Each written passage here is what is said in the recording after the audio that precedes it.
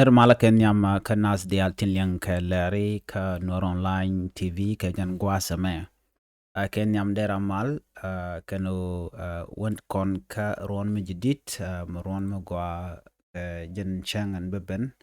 wale shanga jan diok wide kel ka pai wero ron kina daro wide jan dangra wide diok irun babaga la shanga kel ka pai kel ron kina daro wide jan dangra wide ngwan.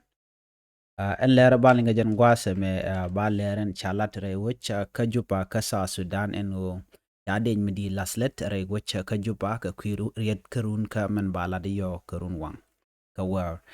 shi Angelina tayna diogano shwara dwal ende jadane chine laslet wo bika wich bika na gang telmo do dien melet kana la dien wo bika wich gang jen me jakke desh midi ta lonko bete wichar ka jen gwase me charaj ma chajala no jiwoja ka shedwal ko shika de chikan nen chajala slet re wich ka juba ka chajala slet ka peng mdida long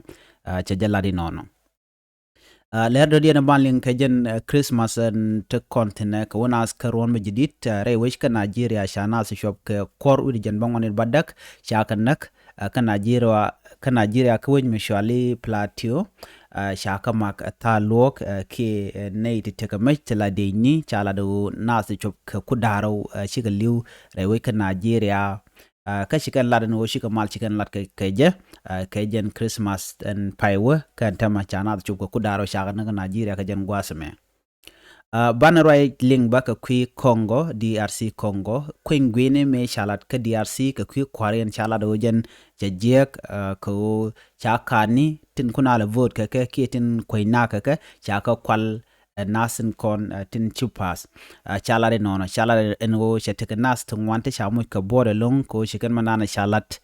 ke kwelen cha kwal kwingwene shikan lok chala do chetek bot wante chajek ka neita to chala danu katin tama gaka ka kwiko cha kwingwene chaje yarke chaje kwal ajela dani yelinga jen gwasame mi jiram jidit ke jen channel ma gore jen biten nyuak nas kokien biata kamal bye bye.